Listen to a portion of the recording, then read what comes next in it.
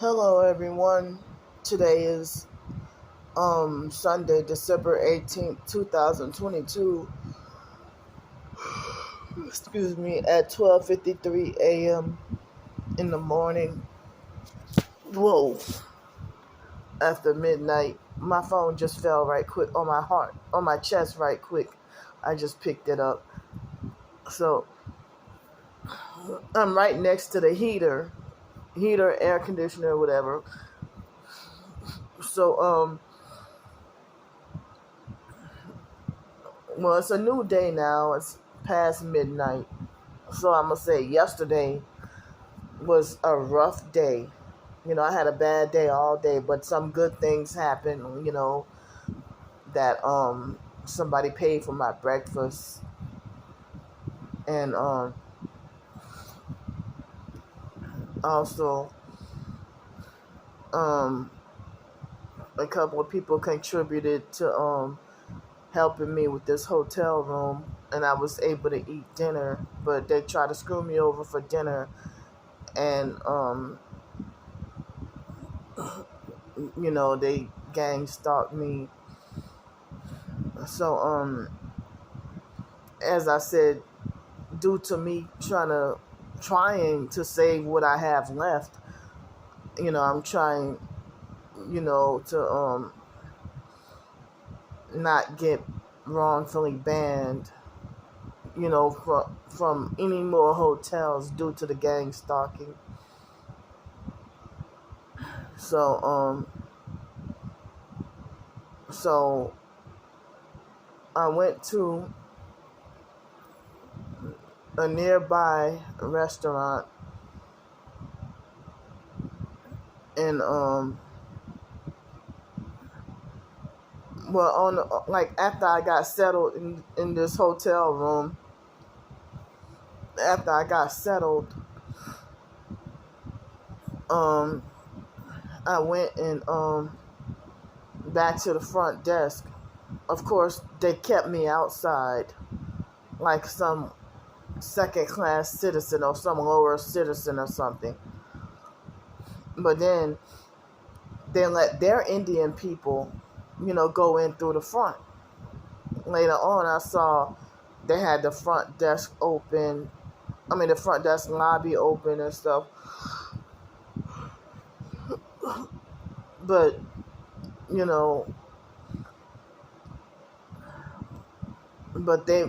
it was during the daytime, and they forced me to stay outside and go through the nighttime window, like as if I'm gotta be like a lower level slave or something, or have less rights than everybody, So, I was treated more like a second class citizen or whatever. So, after I got settled in this room and put my book bag down, and then went to go, I went to the front desk and I asked, well, can I have some? Because all I had was that, tiny one little bar of soap, And so usually when you go to a hotel room and you ask for more soap, sometimes they might give you between 2 and 4 more bars of soap. And so this guy gave me a real mean look, I guess I'm assuming that's the hotel manager, After I thought that the argument we had, I thought that everything was cool or whatever. So, it was probably like 10 or 15 minutes later, I did the previous video, a previous public-sized video that I did, and then I went and excuse me, and then I went to ask for some more soap, and he just gave me the meanest, most death-like hate, anger, piercing kind of mean look, and then went scrambling around for soap, and then just gave me like one bar, another just small little bar, you know. Because I was thinking about like doubling or tripling up on taking a shower, you know, from the days that I didn't have a bath, you know, like I usually do. And so I felt like, what the hell with this, you know, I'm gonna go somewhere and get me some more soap. And so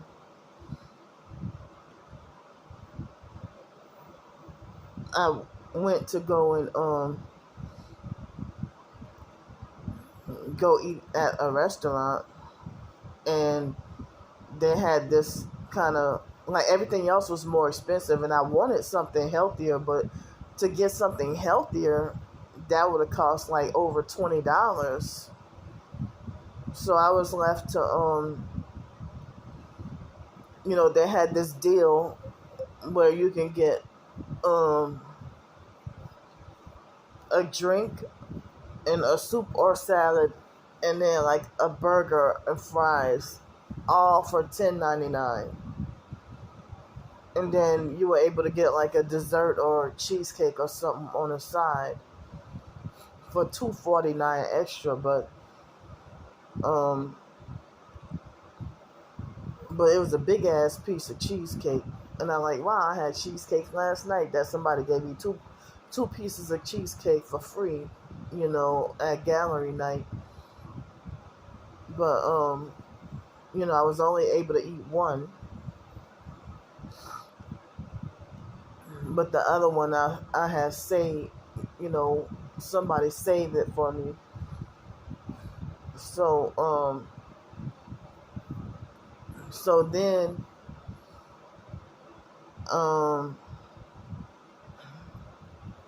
so after that, the excuse me,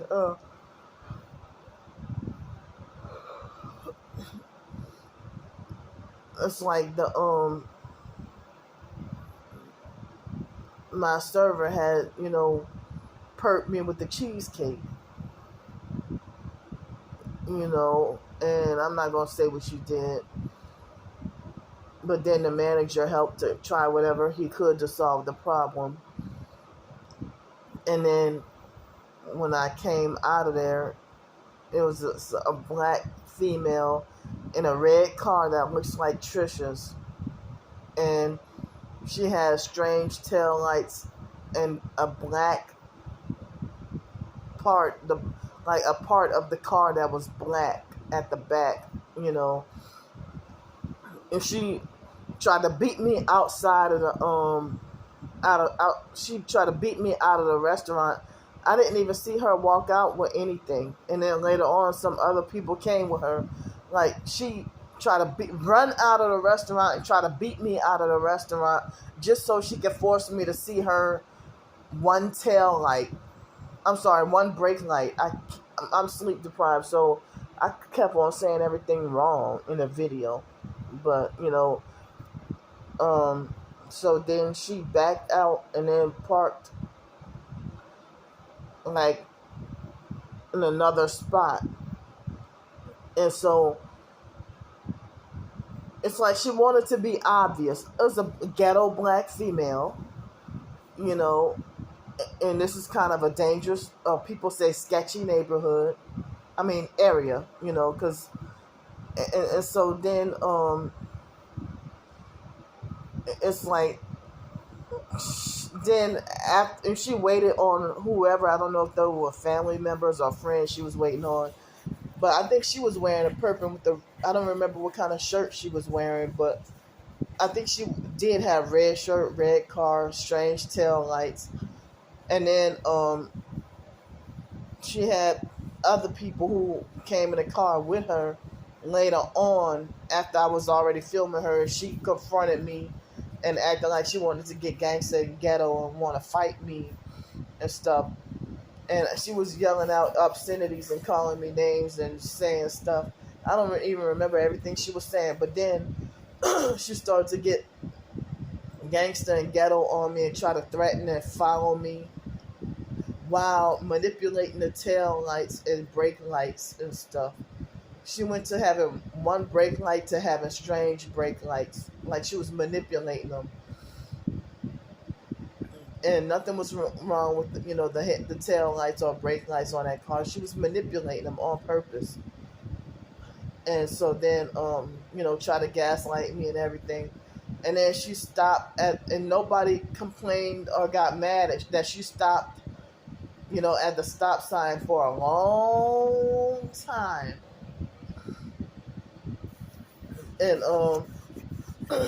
she stopped, you know, for a very long time.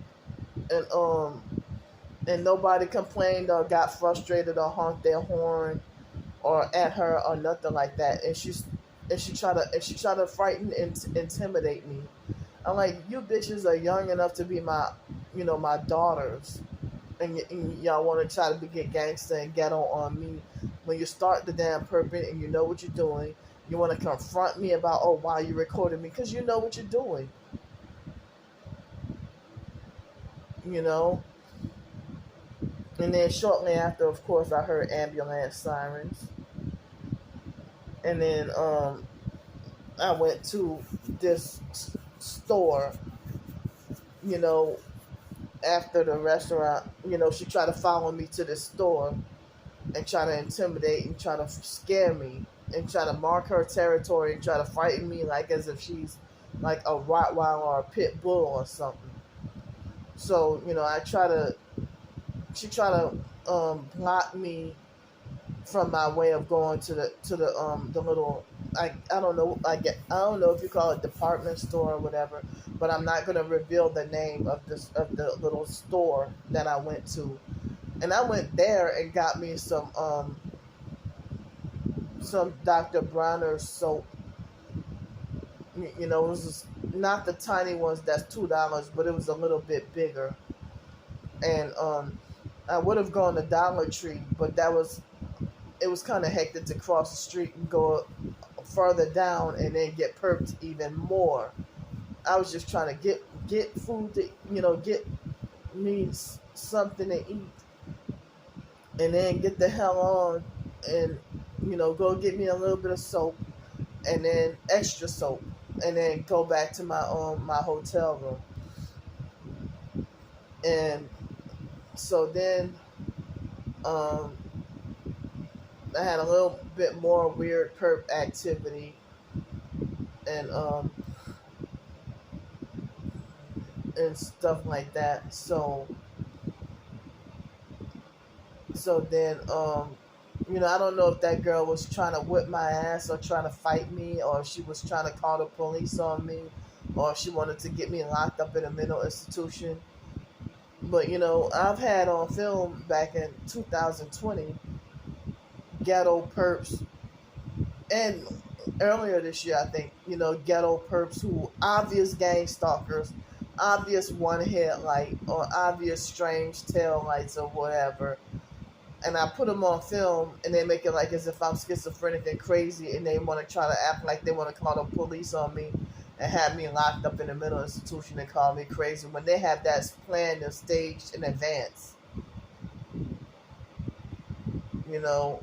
And so y'all know what y'all are doing.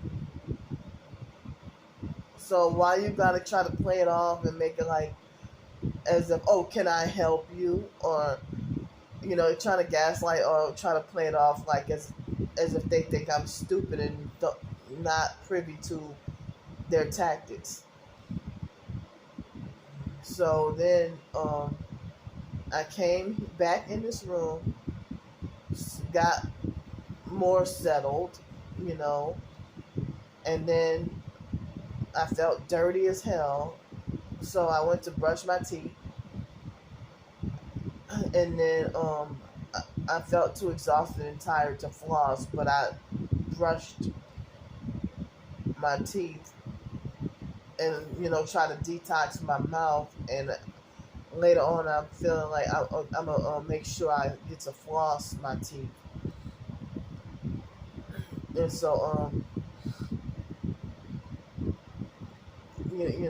those guys at the front desk, they're Indian from India, and they treat me like a nuisance or a second class citizen. At first, like I try to make a couple within the past couple of years, even earlier this year, I tried to make a couple of attempts to try to come and stay here as a guest. And they had the older lady, she would always be rude and mean and kick me away from here,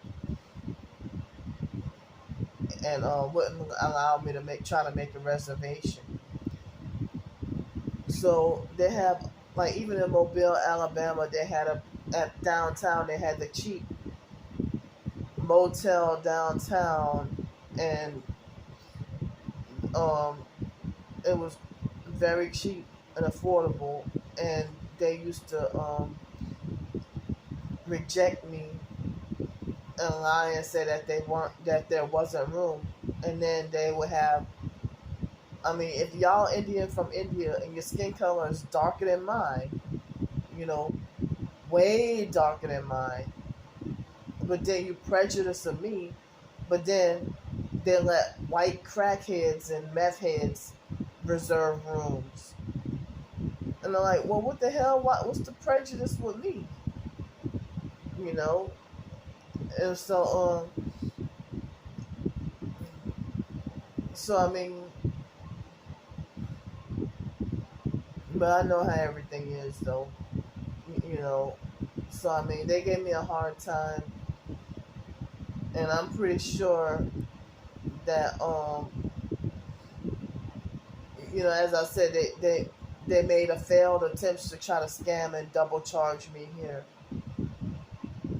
So, and a few other people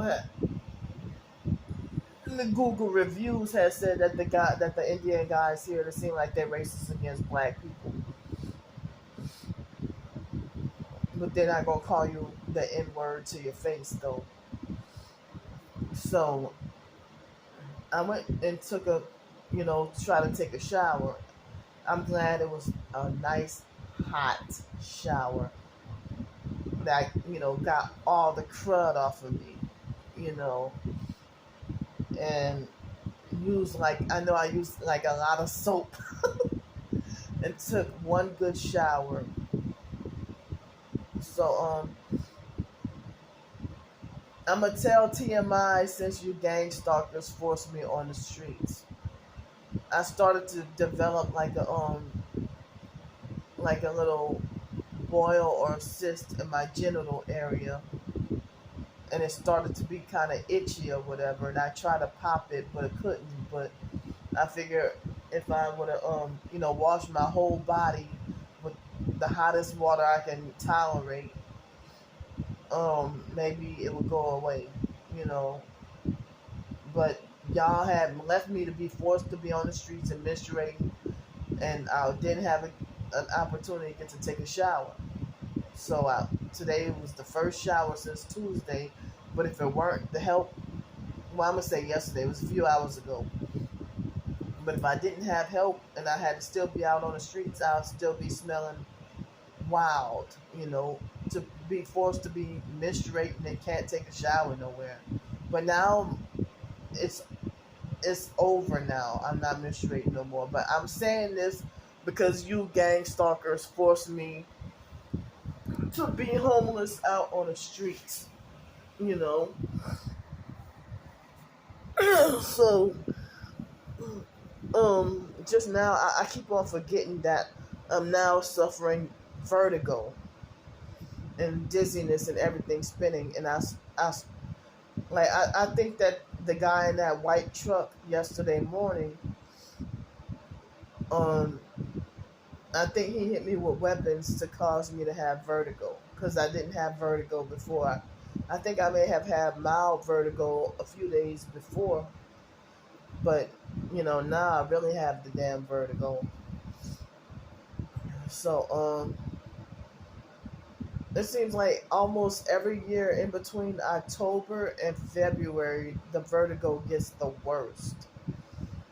And I end up having vertigo like every day for a couple of months. So the vertigo mainly happens at night and slash or when I'm laying down, late at night or in the morning, early, but not during the middle of the day for some odd reason. But it looks like they remodeled this room, like remodeled nearly everything about this room, inside and outside. They remodeled the hotel, and people were disappointed that they took out the pool. Well, people in the Google reviews, they took out the pool and put like some kind of grassy little area right there, and so I went to take a shower, but I had no dizziness or no vertigo or anything, but the tub had the bathtub is, remodeled. The whole bathroom, everything is remodeled, and it looks very nice in here. It looks nice in here, you know, and so, um, I slipped twice in the tub. I wasn't even dizzy or suffering the vertigo because it wasn't later on at nighttime yet. And when I'm standing up, I don't have the vertigo unless I'm laying down. So it wasn't vertigo related, and I wasn't feeling dizzy at the time, and I forgot I even had vertigo symptoms. But I was not dizzy, but the tub was so slippery and had no friction that I felt like, well, why do they build a tub like this? It was very glossy and slippery. And so, I was taking my shower, and it caught me off guard that due to the tub having zero friction, I accidentally midway through taking a shower, I guess, or was it before I started washing myself, I accidentally slipped very hard and bust my ass, like my booty, on the and my left side of my butt cheek. It hurts, like a so I busted my ass, and then after I washed myself really good and rinsed myself off, then like shortly before I was trying to dry myself, and so like after I slipped the first time, I had to I put the the little bath towel that you put on the floor, the one that you put on the floor to take all to keep the water from the floor. I had to put that inside the tub to create the friction so that I can have some stability so I won't have to fall. And so for a brief moment I forgot about it, after I moved it and I was getting ready to dry myself off, and then I accidentally slipped again and busted. I'm sorry, I didn't bust, but I conked the top back right side of my head, and I briefly felt, a little bit dizzy after I fell. I felt a little bit lightheaded for a few minutes after I fell. Not before, but after I fell.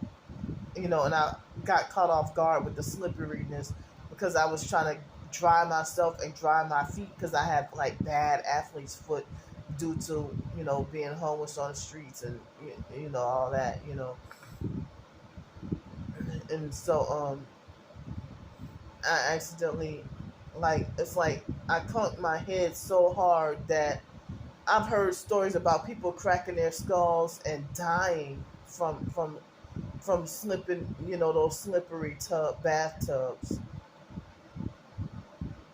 And I'm like, well, I wouldn't want to stand. I mean, this place looks very nice and remodeled and stuff, but it's dangerous to take a shower up in here. Take a bath or a shower is dangerous. So I mean,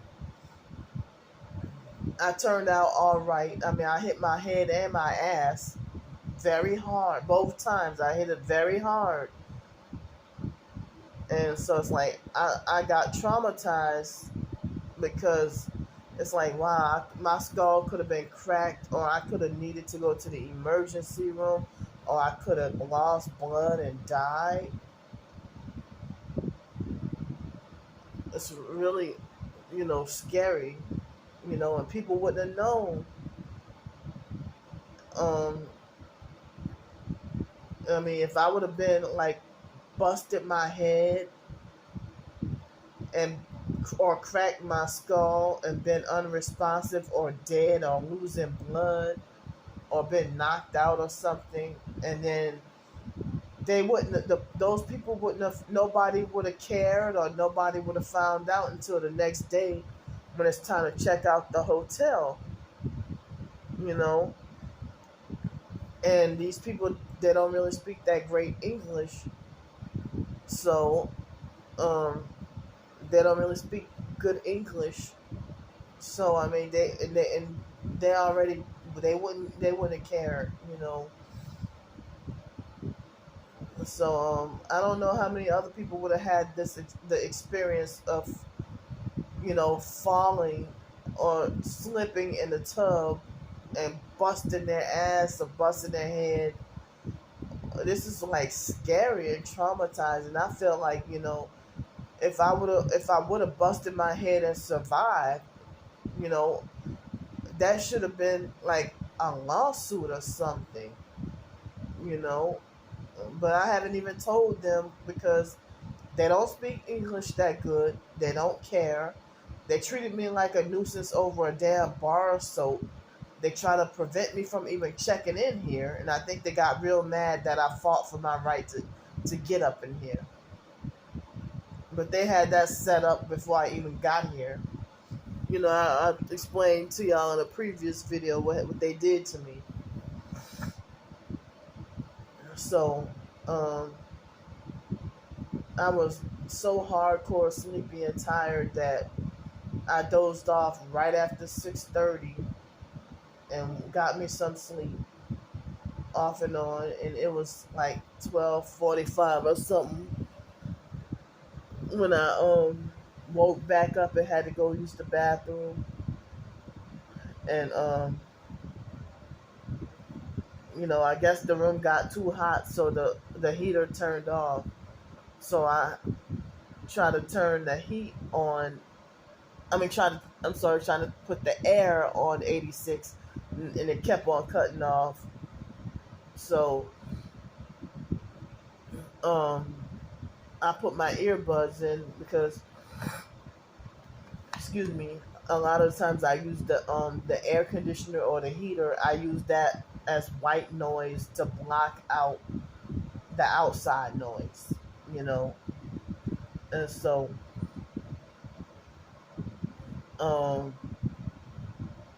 I use that to block out the outside noise. So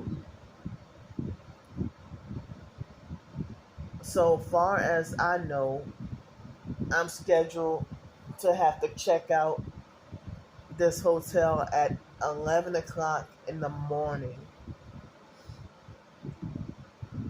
And then I will have to be cold and under 40 degrees, like 36 or degrees outside another night.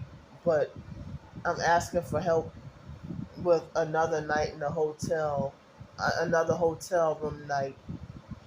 It won't be a discount because I exhausted all the discounted points.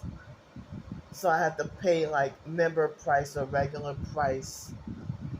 And they unfortunately more expensive over the weekends, and I kind of it's gonna be hectic trying to get back downtown, and it's Sunday and the buses don't run, so I would have to scramble around and take a doggone cab, in which I have a sour feeling about the taxis because they all participate in gang stalking, and then they have dirty cars, and so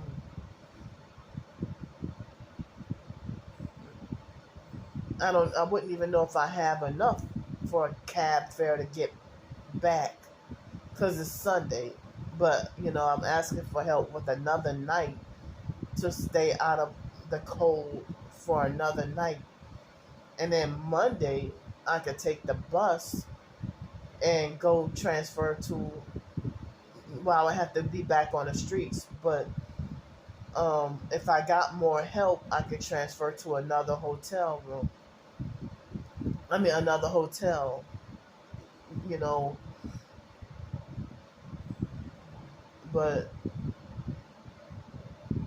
yeah, I feel like traumatized by the two times I fell in the tub, and then when I walked towards here, I just felt dizzy for 5 minutes after I fell.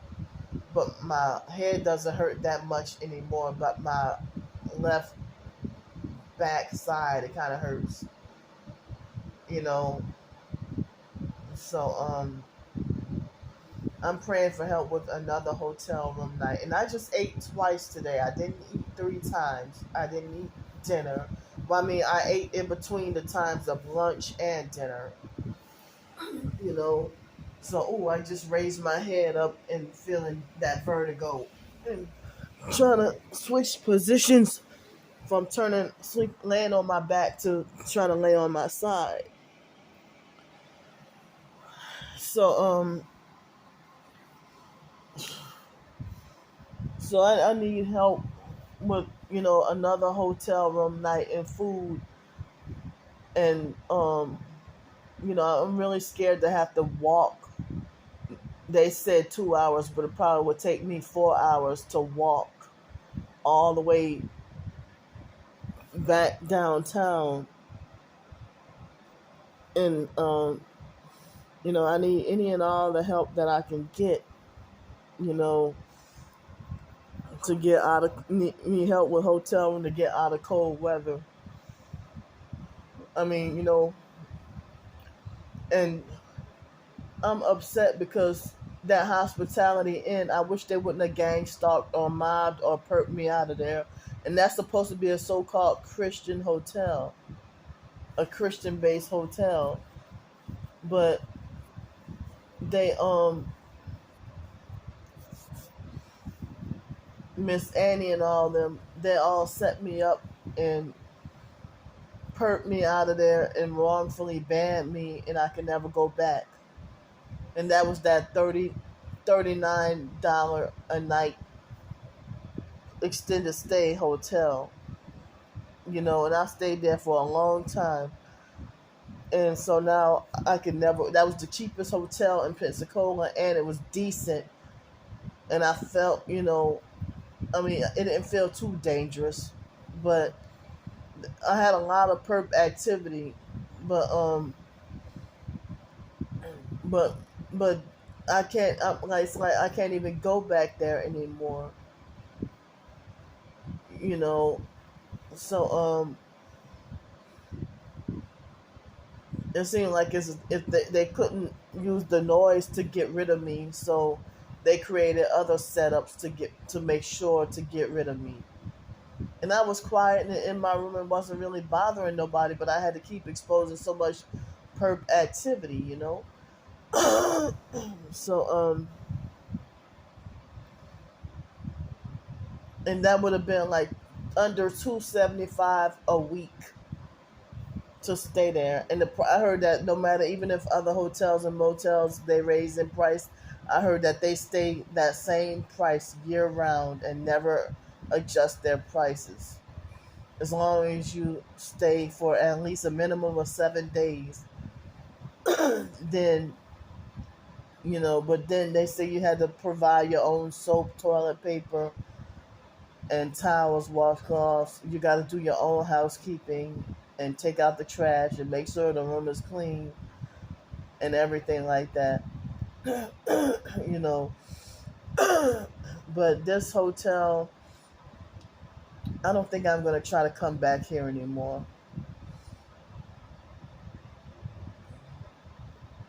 But then if I had to go to the other hotel, I would be, and it would be just for one night, then I would be stranded to be way out there. This is my first time at this hotel.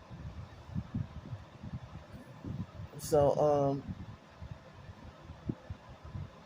but, I'm trying to get help, before checkout time. I'm trying to get help with like, at least like $125 for a hotel room to stay out of the cold.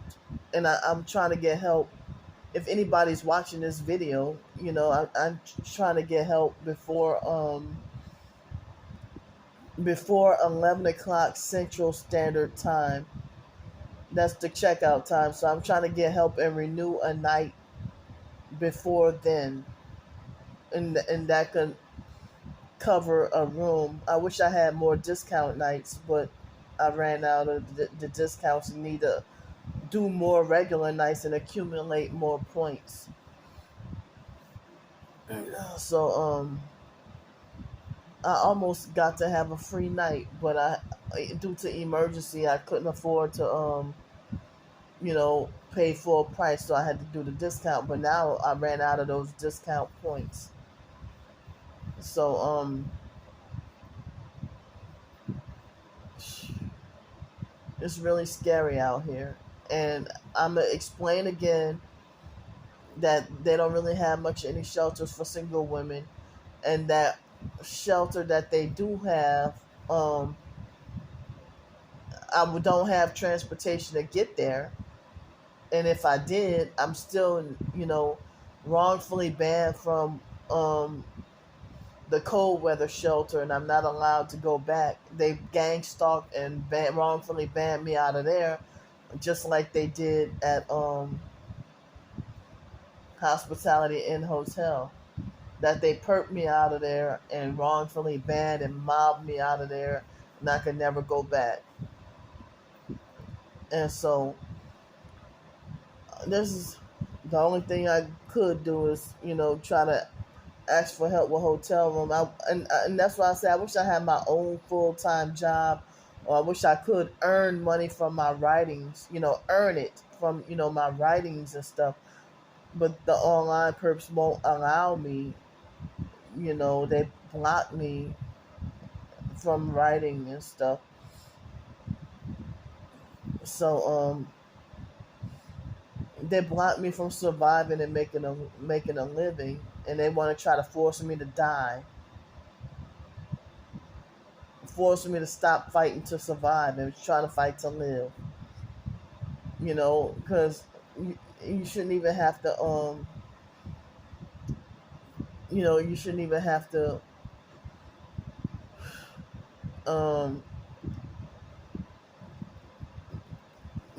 if they just let me have my own way of making a living and surviving. But they want to maintain that narrative to falsely accuse me of being just an idle beggar, and falsely accuse me of begging and scamming and being ungrateful and everything. And if I do get a job, they'd be like, "Well, you work at Popeyes? Oh, I'm gonna call up your manager and get your job taken away," or something like that. Or you work at you do janitorial for Office Pride. Oh, I'm gonna call up the manager. And I'm like, well, wait a minute, I didn't even announce in my videos that I work for them. I'm just using those for example. So I'm gonna get your job taken away and make you back homeless on the streets. or I'm going to find out where you work at, or I'm going to find out what hotel you staying at, and I'm going to call the police up, or I'm going to find out this, I'm going to find out that. So it seems like they want to try to challenge me to outsmart them. And they feel like I'm a dummy who falls for their traps all the time. And then they brag and laugh and have a feast with bragging and laughing of how they can make a fool out of me.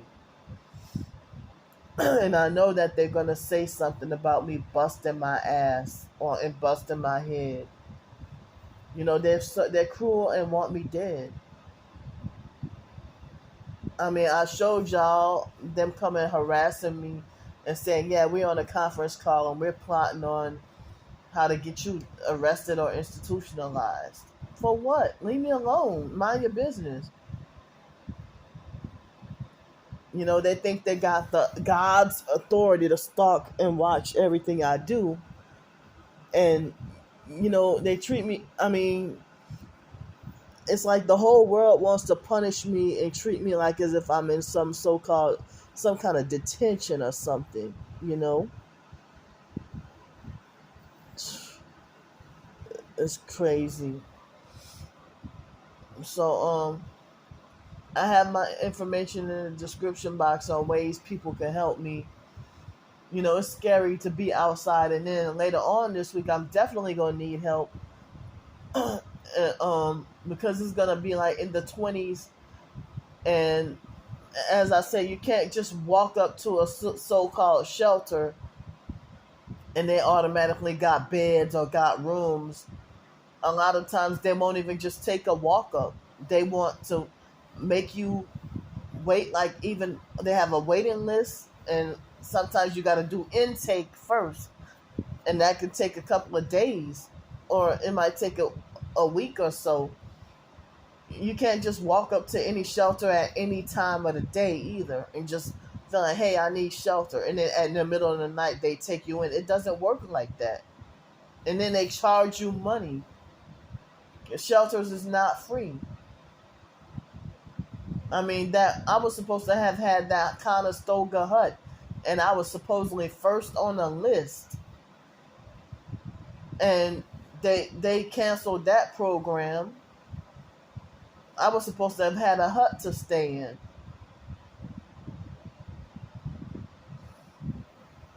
And even in 2018, after they mobbed me out of and bullied me and wrongfully banned me from New Orleans Mission, which is a cult, and other homeless shelters, they are exploitative prison scam cults.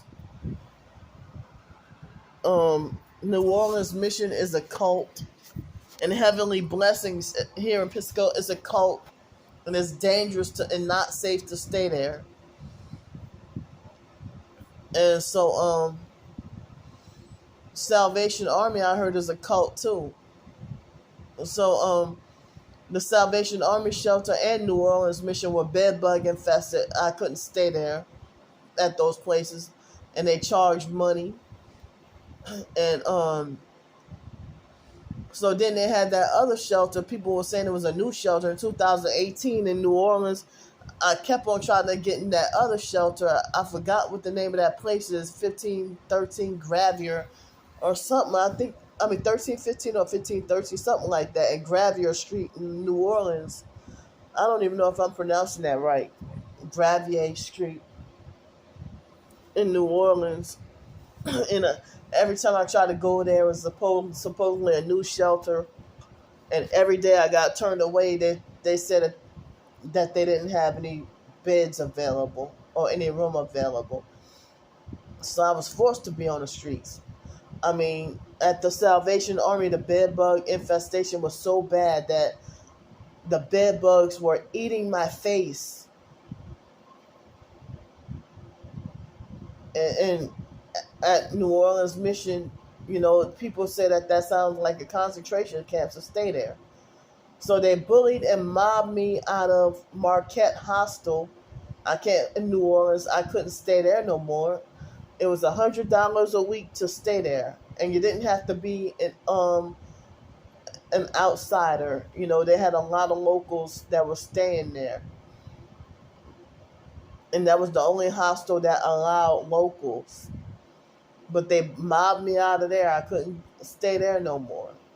And they were stealing my food. And they gang stalked me out of there and wrongfully banned me from there. And they covertly ban you without giving you a straight answer. So, and they had bad noise campaigns. I didn't even realize what the hell was that was part of what I was going through. And so, it was off of St. Charles Avenue. I forgot the name of the street it was on. Close to St. Charles and I think Jackson Avenue. That Marquette Hostel in New Orleans. So even in 2018, it was a struggle to try to get in shelters in Los Angeles and metro area. You try to get in shelter. No shelters available. Shelters are full. And that was in October 2018. I couldn't go back to Union Rescue Mission that I called Separation Torture Mission. They had me wrongfully banned from there for the rest of my life forever. Because they bullied and mobbed and perked me out of there and wrongfully banned me from there. And so they call themselves Christian. Yeah, they narcissistic, fake hippo Christian perps, abusive bullies. So I can't go back to Separation Torture Mission in Los Angeles. They had these shelters in Santa Monica or whatever, or homeless programs.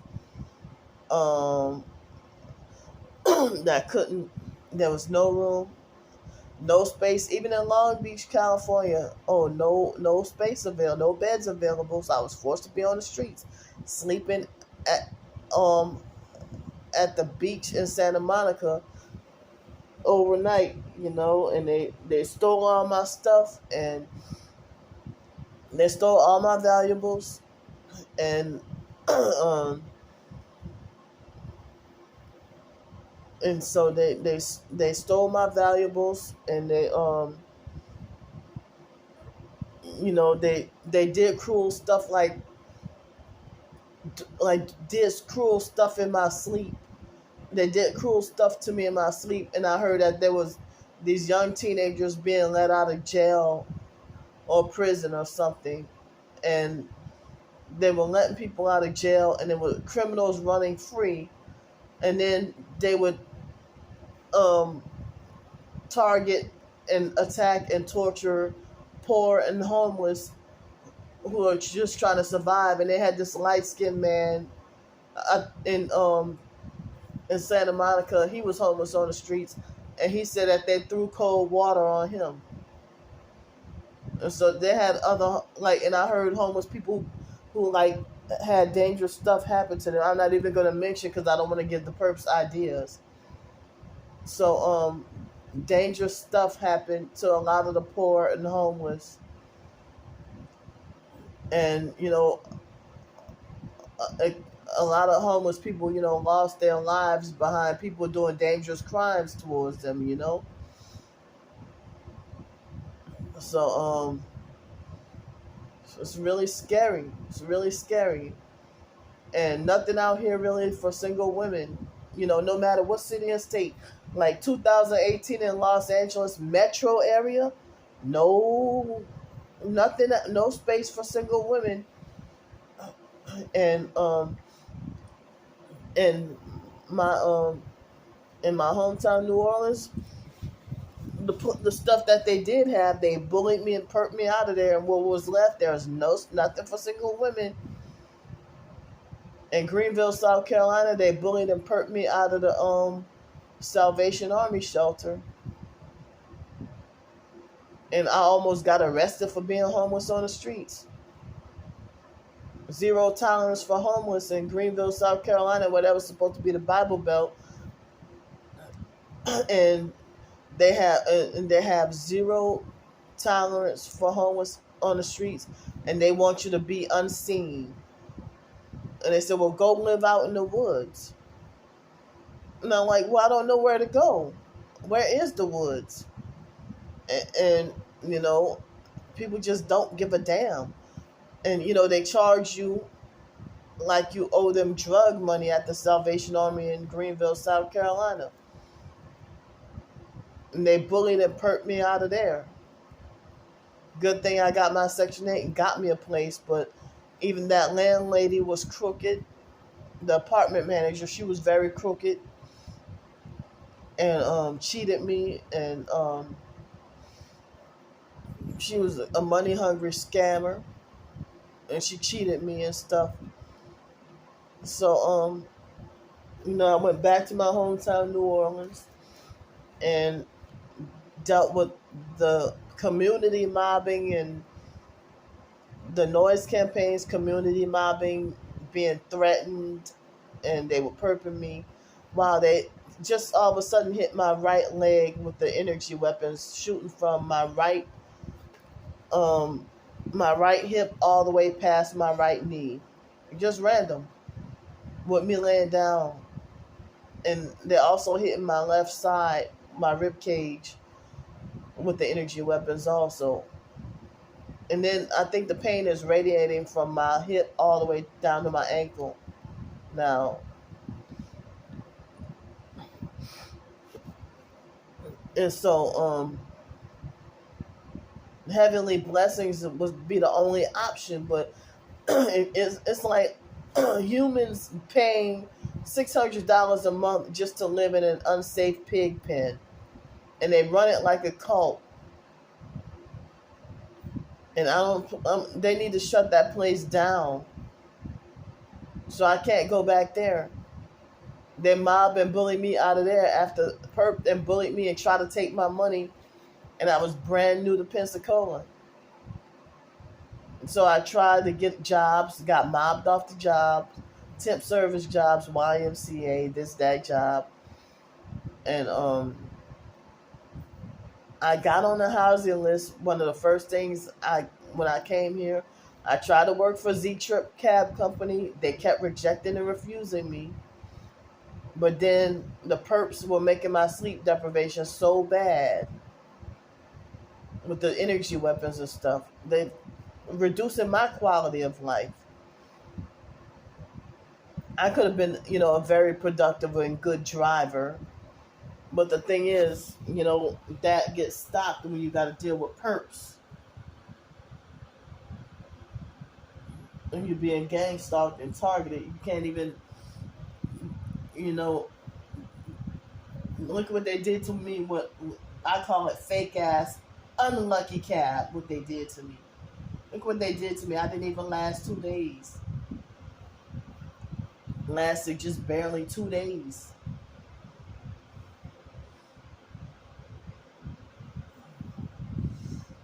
So,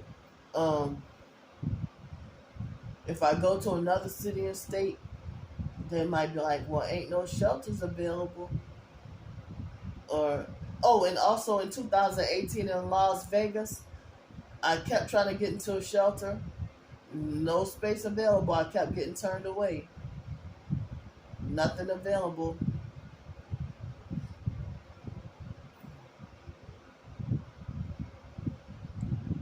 In Salvation Army, the most you can stay for free is like a week or a few days, and then after that they will charge you $10 a night or charge you money, and then afterwards they start charging you $10, and they gang up on you and bully and mob you out of there no matter what city and state you go to.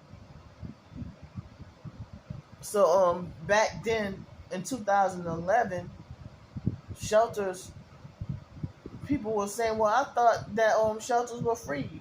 No, they're not. And so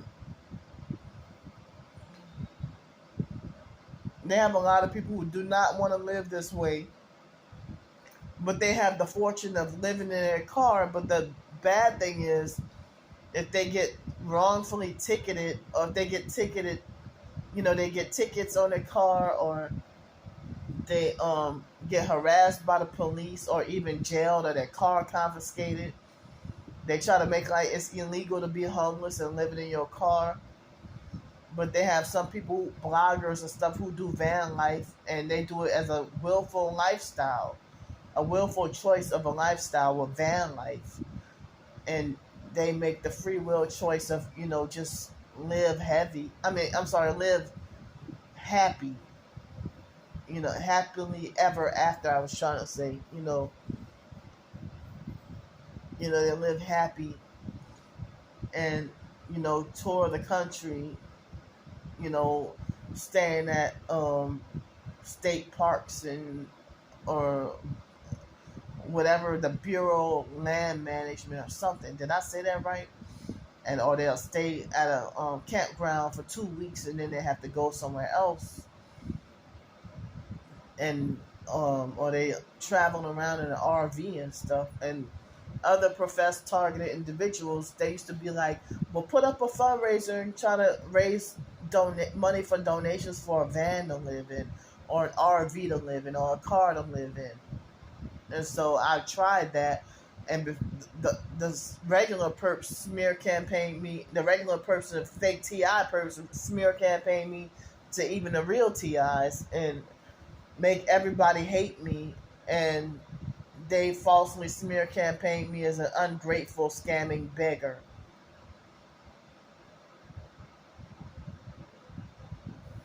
And they got a nice ass roof over their heads, and guaranteed, they're living the high life, and they want to act jealous over a $10 sirloin steak dinner.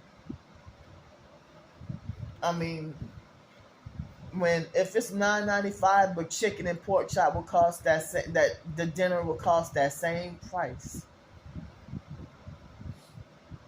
And that's how it is, when either other homeless people get jealous of you, and you got to deal with rich people getting jealous of you, and jealous and stalking you, and stalking your every move, and making like you're dangerous.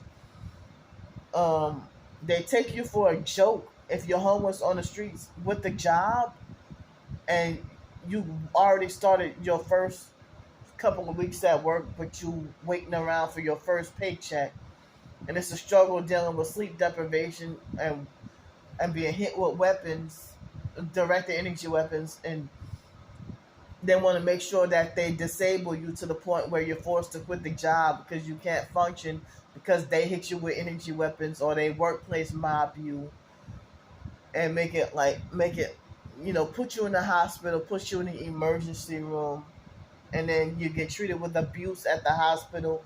And they pick arguments or fights with you, the hospital staff, and then they try to look for an excuse to set you up to be banned, or they try to set you up to get arrested and stuff. And so it's a rough life, I mean, I was saying that if I would have had the proper support and help, and if I knew such a TI community existed in 2017 and 18, I could have talked about what I was going through and maybe gotten me some support. And then I could have gotten me some support and talked about what I was going through, and that probably could have helped me save my spot, my Section 8 home, and I probably wouldn't have had to be homeless.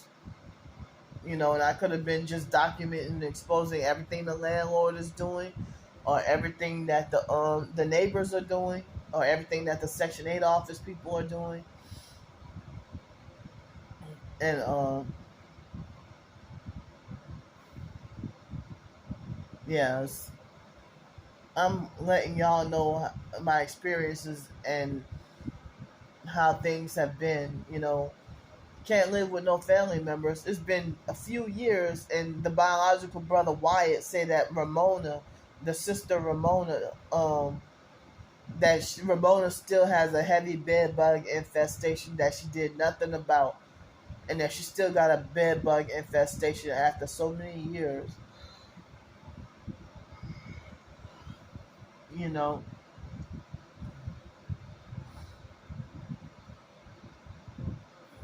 and I heard that Ramona supposedly um not even 60 years old yet,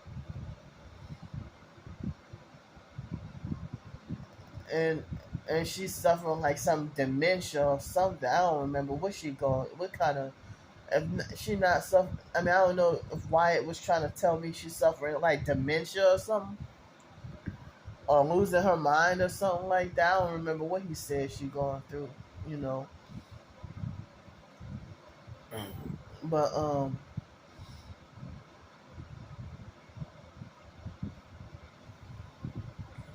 so, and even in 2018, after I became homeless, she didn't want me living with her, and she bullied and mobbed me out of her place. And she was abusive, and she even had the biological brother Sean homeless on the streets too. But Sean got himself a place real quick, and Sean didn't want to tell me the apartment complex where he moved in at, where he got, and he thought he like when Sean used to always be humble and be similar to me. But when the biological brother Pete got a hold of him and brainwashed him, and Pete brainwashed Sean to be arrogant like him. And Pete was trying to brainwash me, but it didn't work. So Pete mobbed me out of his house, and you know, Pete is a very dangerous person, and him, just like him and Derek, the biological brother Derek, they're both women. They're both woman beaters. They physically abuse and beat on women, on their girlfriend or whatever, a wife or whatever. You know, the foster brother Joe, a woman beater, woman and child beater, beat on the foster kids and beat on whatever girlfriend or wife he got.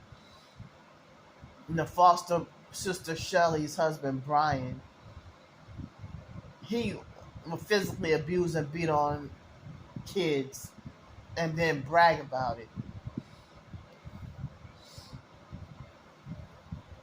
So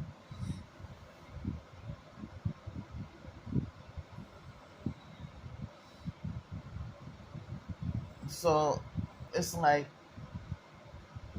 certain family members, like the biological brother Mark, the gay brother Mark with AIDS, can't freaking stay by him. He'll abuse you and take all your money and try to he's the type of person who would be slick and go behind your back and sneaky, and like he'll try to sex you up to get arrested, and he'll make jail threats or threats to get you locked up in a mental institution, or he would try to be the type to try to sneakily go behind your back and try to seek conservatorship over you. And my twin sister would do the exact same thing. Exact same thing Mark would do. So y'all already know my twin sister's not an option. Can't go stay by any family members. And my aunt Yvonne doesn't want me around. My cousin Whore Rebecca and my twin sister and the biological gay brother Mark, you know, I'm not allowed to I'm not allowed to know their address or phone numbers. The car they drive is none of my business. And the kind of house that they got is none of my business. My niece, Hellface Ugly Monica, I'm not allowed to stay over by her either. Forbidden to know their address and phone numbers. And my family is dangerous enough that they will murder me. Ramona physically abused and beat on me and put her hands on me in 2015 and in 2005 before Hurricane Katrina. And my own blood relatives treat me like a non-family member. They treat me like I'm not related to them. and they would beat me like a street nigga.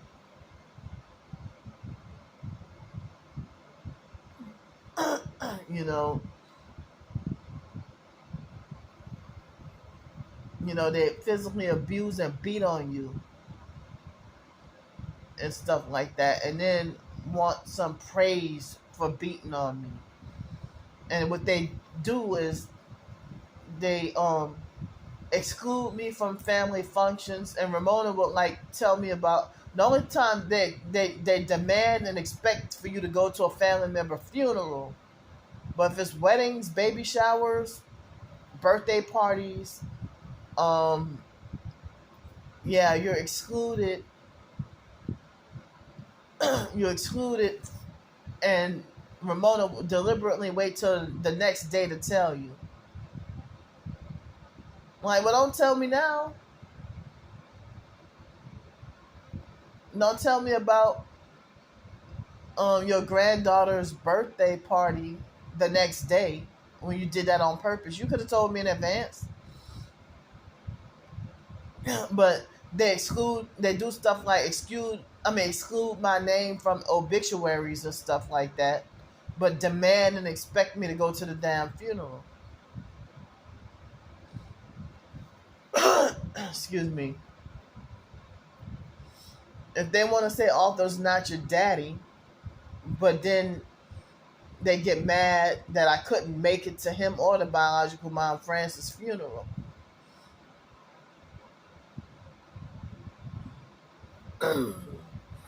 And Pete and Mark both made false promises to send me a ticket down to New Orleans to go to the biological mom Francis' funeral. They both stood me up and lied.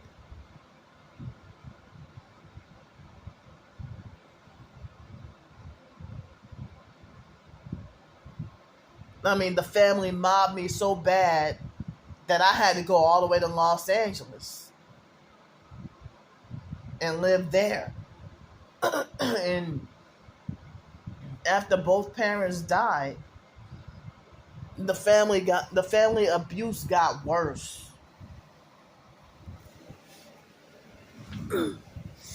The family abuse got way worse.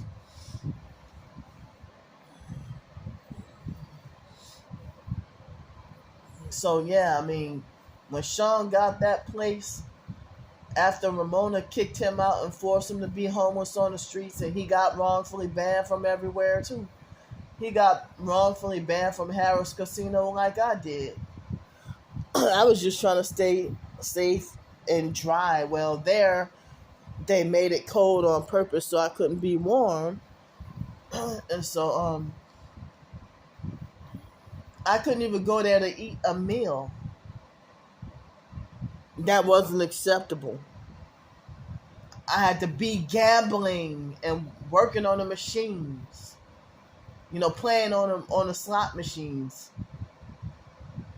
And they wouldn't let you sleep there. They wouldn't let you use the bathroom.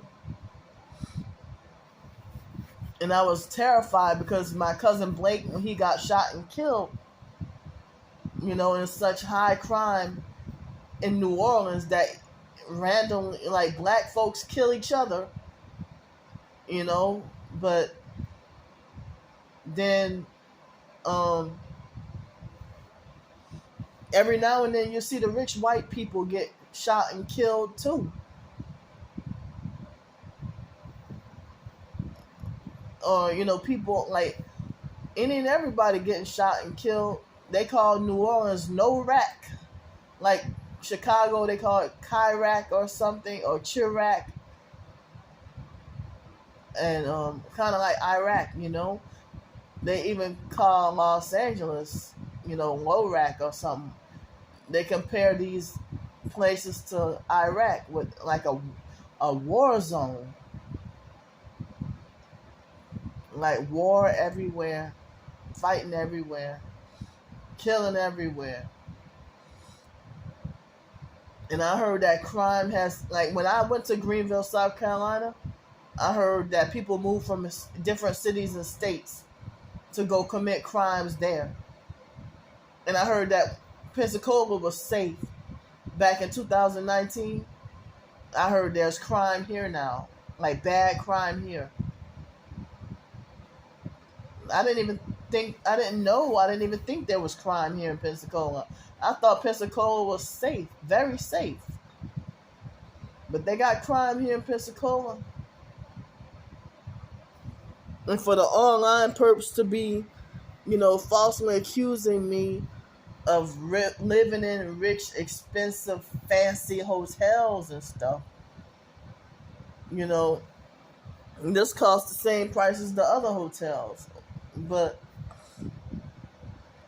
they just remodeled this place. And at the other hotel, it looked like they were doing some remodeling on that one too. So,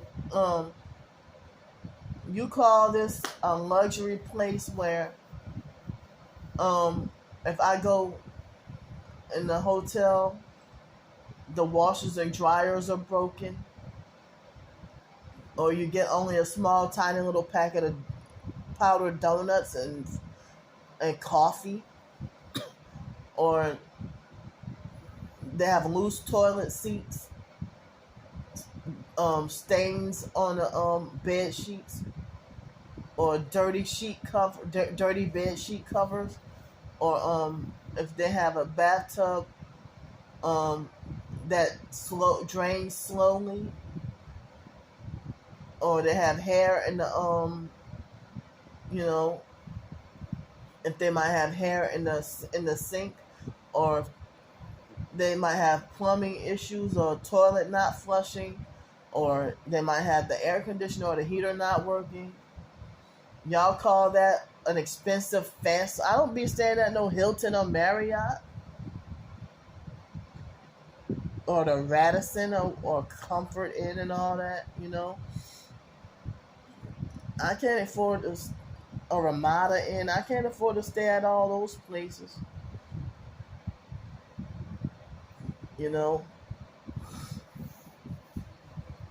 Can't go to the Super 6 motel. That was one of the cheaper ones too. Wrongfully banned forever due to the gang stalking and exposing a perp trying to run over me with his truck that he didn't even stay on that property. And I exposed him trying to hit me with the truck. Star Bricker called up the police and showed them my videos, and they wrongfully banned me forever. And so after they banned me forever, I put them on film, and the narcissistic perp Dyke Mary called me crazy to my face, and her and that white girl tried to get me locked up in a mental institution. And Miss Mary is like a narcissistic, soulless bitch. And she's very much of a sellout. And Super 6 Motel, that was the place where they try to force me to sleep on a bloody bed. But it looked like as if somebody took a whole pail of blood, or a whole bucket of blood, and poured it on a bed. And then they try to force me to sleep on that same. It was that Indian guy. He seemed Americanized though, but he tried to force me to sleep in that same bed. That was supposed to be punishment for me saying that the other room, the heater wasn't working, or the air conditioner heater wasn't working, and it was cold that night, So So yeah, I mean, it's really scary out here, really crazy, So now they're vibrating my right foot, trying to vibrate my right foot. See, after I mentioned about the pain in my leg, the pain went away. That's how I know it's the energy weapons. But I'm really scared about not having, help to stay in a hotel room or stay safe, warm, and dry. Or they want to make it, it's like no housing, no affordable housing available. They gentrifying everything and tear down the low income apartments and then build a Starbucks there. In New Orleans, Ninth Ward, like Hurricane Katrina was a satanic ritual to cleanse out black folks. And I have on my True DVD for Christians in a video section, Hurricane Katrina backwards is punished the N-word, you know. So it's subliminal backwards, you know, punish the N-word, you know. So they said that Hurricane Katrina was a voodoo ritual, a satanic ritual, and ethnic cleansing, you know. And then Mayor Nagin, he knew what was, former Mayor Ray Nagin, he knew what was up, talking about the Chocolate City. And you know, then he became a targeted individual, and then they locked him up and put him away somewhere, and then they tried to make him out to make it like he was crazy or something. So I guess he went against the agenda, fought against it, you know, and he got a lot of backlash for Hurricane Katrina and what happened and everything, you know. They blamed him, and I think there was a police chief named Eddie Compass. That was his name. I could be wrong, but I think I overheard somebody say he committed, a black guy too. I heard they said something about he committed suicide or something. I hope he didn't, but I think that's what I may have heard. So, and so New Orleans has not been the same since Hurricane Katrina. People ain't even as nice no more. Like, people are self-righteous, narcissistic. I feel like New Orleans sold out after Hurricane Katrina. Back then, people used to be lenient and have your back, and you know, give you a lot of extra free stuff. And but now people want to do spies, act stuck up and do spy and snitch and be self-righteous, and everybody want to act, you know, big-headed, what they call snobby and bougie or whatever, stuck up and self-righteous, and nobody got your back. Everybody backstab. Everybody want to be fake in New Orleans now. And everybody evil, and increased voodoo and witchcraft and occultism, Freemasonry. New Orleans is like a lot of very Masonic. So I better quit rambling on and try to get me some more sleep. But I'm asking again, you know, I have all the information in the description box, and it's really scary, you know, to be out in the cold in 20-something degrees and fuckers stealing my damn sleeping bags and stuff. I mean, it's really scary and traumatizing. There ain't no affordable housing. They're not trying to let me work or have a job, and I'm disabled and got certain limitations. Can't work just any and every job, and the job ain't gonna just hire you right away. And it's hard. It's really hard out here. So thanks for letting me vent, and I need help with like at least $125 before 10:30 in the morning Central Time, so I can be able to extend another night to stay here. And as I said, I mean, I don't know where else to go move to or where to go to. Because it's like that in different cities and states. Oh, no shelters available. You can't just walk up to a shelter in the middle of the night and then get to stay there for free. It don't work like that. So, and the online perps, they think the only option they want from me is jail or institutionalization when I've committed no crime.